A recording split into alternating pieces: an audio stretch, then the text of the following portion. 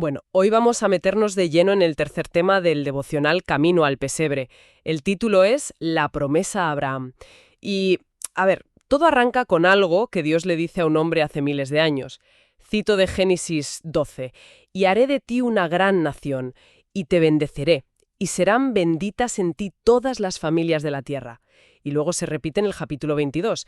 En tu simiente se bendecirán todas las naciones de la tierra. Y claro, yo leo esto y la pregunta que me hago es, ¿cómo puede ser? O sea, ¿cómo se conecta esta promesa hecha a un solo tipo con toda la historia de la Navidad y un plan de salvación para el mundo entero? A primera vista parece una conexión un poco forzada, ¿no? La idea hoy es ver cómo las fuentes argumentan que esto no es casual, sino un diseño. Es que esa es la cuestión, no es una conexión forzada. Es el primer gran pilar de todo el edificio. Para entender la escala de lo que Dios empieza aquí, tenemos que recordar de dónde veníamos, que es lo que vimos en el análisis anterior. Tras la caída, la relación con Dios está totalmente rota. Y las fuentes, la verdad, pintan un panorama desolador. Hay una frase en Génesis 6 que es para echarse a temblar. Dice, Jehová vio que toda intención de los pensamientos en el corazón del hombre era hacer solamente el mal. Hacer solamente el mal. Suena muy heavy. Casi a peli de terror. No deja mucho espacio para la esperanza, la verdad. Ninguno. Es un diagnóstico terminal. Y en ese contexto, pues, ocurre el diluvio. Lo fácil es verlo solo como un castigo, un borrón y cuenta. Nueva, a lo bestia, ¿no? Exacto. Pero las fuentes nos invitan a mirarlo como una escena viva de la gracia divina. O sea, en un momento en que la humanidad merece desaparecer, es Dios mismo quien ofrece una vía de escape, una salvación, el arca. De hecho, hay un comentario de Matthew Henry que es buenísimo. Dice que el arca fue un tipo de Cristo. Un tipo de Cristo, a ver, ¿qué quiere decir eso exactamente? Como un... Un spoiler de lo que vendría después. Justo, como un adelanto, una prefiguración.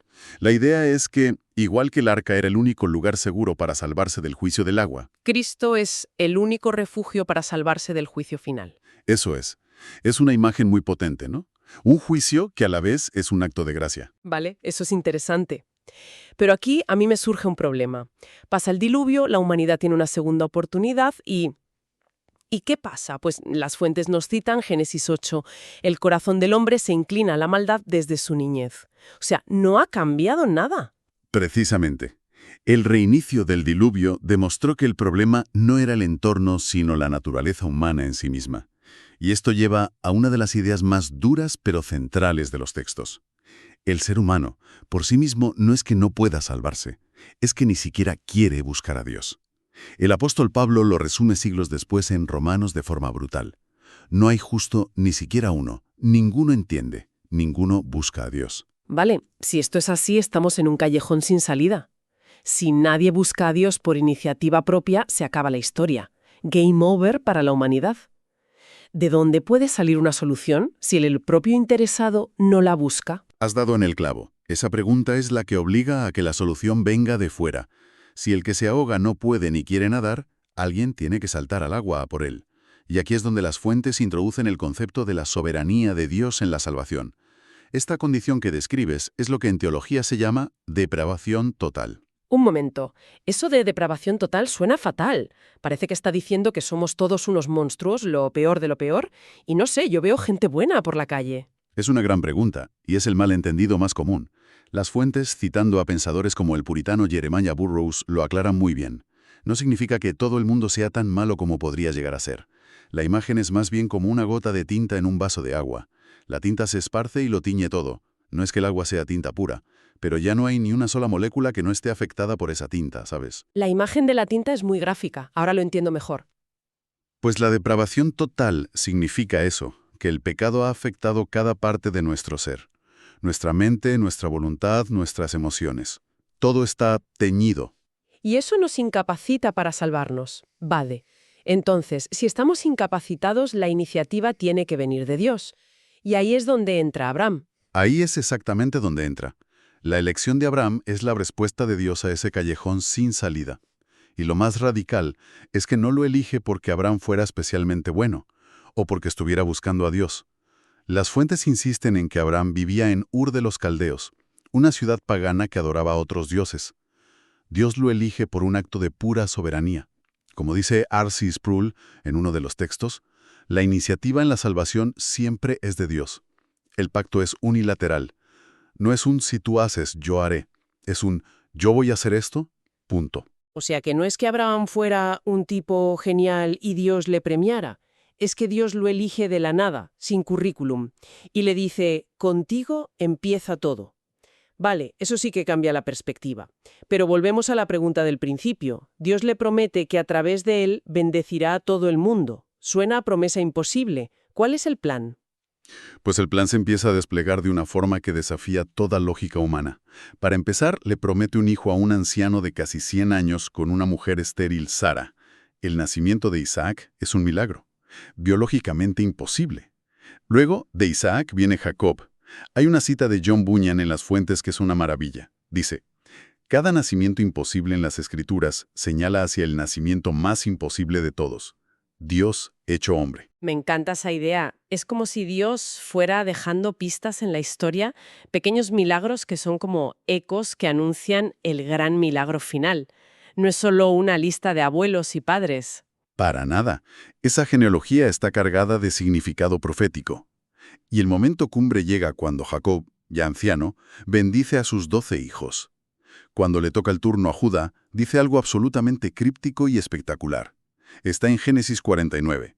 El cetro no se apartará de Judá, hasta que venga Silo, y a él se congregarán los pueblos. Un momento, para el carro. Silo. Esa palabra no me suena de nada. ¿Es un nombre? ¿Un lugar? ¿Un nombre en clave? Es un poco de todo eso. Es una palabra hebrea algo misteriosa, pero la mayoría de los eruditos coinciden en que se refiere a una figura mesiánica, alguien con derecho a gobernar. Es como si Jacob estuviera diciendo, de mi hijo Judá saldrán reyes, pero esa línea de poder tiene fecha de caducidad. Terminará cuando llegue el verdadero rey, al que obedecerán los pueblos. Es una profecía increíblemente específica para estar escrita tantísimo tiempo antes. Y además habla de un cetro, un símbolo de realeza. Exacto. Y esa pieza del puzzle no está sola. Siglos más tarde, en el libro de Números, hay otra profecía que dice, una estrella saldrá de Jacob y un cetro se levantará de Israel. Ah, claro. ¿Ves cómo encaja? Jacob profetiza un cetro de Judá. Y luego otra profecía habla de una estrella y, otra vez, un cetro. Las dos imágenes, rey y luz celestial, se van uniendo. Y se unen en una sola persona. Y claro, para cualquiera que haya leído el Nuevo Testamento, es imposible no pensar en Jesús, el rey de los judíos, de la tribu de Judá, y la estrella que siguieron los magos. Las piezas encajan de una forma que da vértigo. Es que la conexión es directa. Jesús es esa estrella, ese cetro, ese silo. Pero lo más alucinante es lo que el propio Jesús dice en el Evangelio de Juan.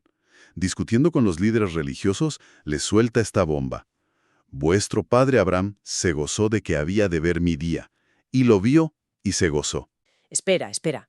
Jesús está diciendo que Abraham, siglos y siglos antes, ya sabía que la promesa no iba solo de tener muchos hijos o tierras, sino que apuntaba directamente a él, a su venida. Eso es exactamente lo que está diciendo. Que Abraham, por fe, entendió la dimensión mesiánica de la promesa. Y esa es la clave de todo. El giro de guión definitivo, que las fuentes subrayan, y que nos lo da el apóstol Pablo. Que aquí es donde la cosa se pone interesante. Yo siempre había pensado que la simiente de Abraham, esa descendencia, era el pueblo de Israel, toda la nación. Claro, es la lectura más lógica y natural. Pero aquí es donde Pablo, en su carta a los Gálatas, hace de detective y se fija en un detalle gramatical que lo cambia todo. En el capítulo 3 escribe, las promesas fueron hechas a Abraham y a su simiente. Y aquí viene lo bueno. No dice y a las simientes como si hablase de muchos, sino como de uno. Y a tu simiente, la cual es Cristo. Ostras, me estás diciendo que Pablo argumenta que porque la palabra en el texto original está en singular y no en plural, toda la promesa que pensábamos que era para una nación, ¿en realidad estaba apuntando como un láser a una sola persona? Exactamente. Es un giro interpretativo brutal. Pablo nos obliga a leer Génesis con unas gafas nuevas y a darnos cuenta de que esa palabra clave, simiente, está en singular por una razón muy específica. El cumplimiento es una persona, es Cristo. Como dice una de las citas de John Flavel, todas las líneas de la promesa convergen en Cristo como los radios de una rueda convergen en el centro. Es una pasada. Eso lo cambia todo. Y me hace pensar en otra historia de Abraham. el sacrificio de Isaac. Siempre me ha parecido muy dura, pero a lo mejor también tiene una de esas pistas escondidas. Sin duda, y nos lleva a la última gran revelación. ¿Recuerdas el nombre que Abraham le da a Dios en ese monte? Jehová Jireh. Sí, claro. Siempre se traduce como el Señor proveerá. Y yo sinceramente lo asocio a que Dios me ayudará a pagar las facturas o me dará trabajo, la provisión del día a día. Es un uso común, pero las fuentes nos dicen que el significado original es infinitamente más profundo. Cuando Isaac, camino del sacrificio, le pregunta a su padre: «Papá, tenemos el fuego y la leña, pero ¿dónde está el cordero?». La respuesta de Abraham es una profecía. Le dice: Dios proveerá para sí el cordero para el holocausto. Fíjate en el matiz, no dice Dios nos proveerá un cordero, sino proveerá para sí. Ah, para sí. Vaya, nunca me había fijado en ese matiz. Cambia todo. No es que Dios nos dé un regalo, sino que Él mismo soluciona un problema que Él mismo debe resolver. Exacto. La provisión no es para nosotros, es para satisfacer la propia justicia de Dios. El carnero que apareció en la zarza fue una solución temporal.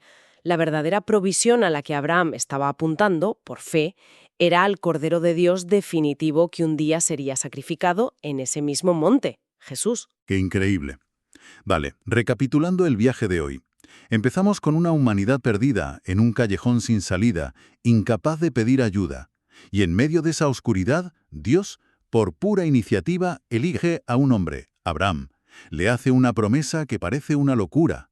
Y a través de los siglos, de nacimientos imposibles y profecías cada vez más claras, nos va revelando que el cumplimiento de esa promesa no es un qué, sino un quién, su propio Hijo, Jesús. Has resumido perfectamente la trama central de toda la Biblia. Las fuentes lo expresan de una forma muy poética. Dicen que el gran autor de la historia decidió que el tema principal de su obra no sería el juicio, sino la gracia. La venida de Jesús al mundo, ese bebé en un pesebre, no es un plan B, es el resultado del celo imparable de un Dios de gloriosa gracia redentora. El celo imparable de un Dios de gloriosa gracia redentora. Me quedo con esa frase. Es una conclusión potentísima para este recorrido. Lo es. Si la historia iba a ser en última instancia una historia de gracia, el protagonista tenía que ser el Hijo. Spurgeon lo llamaba la nota más alta en la canción del redimido. Y todo esto nos deja con una reflexión final. Las fuentes nos animan a preguntarnos si de verdad reconocemos en Jesús esta bendición prometida. Pero, yendo un paso más allá, podríamos plantearnos esto. Al observar cómo este plan se despliega con una paciencia de miles de años, desde una promesa en un desierto hasta un pesebre en Belén, ¿qué nos enseña eso sobre la naturaleza de la fidelidad de Dios? Y sobre todo, ¿cómo podría esa perspectiva cambiar la forma en que nosotros esperamos que se cumplan las promesas de Dios en nuestra propia vida hoy?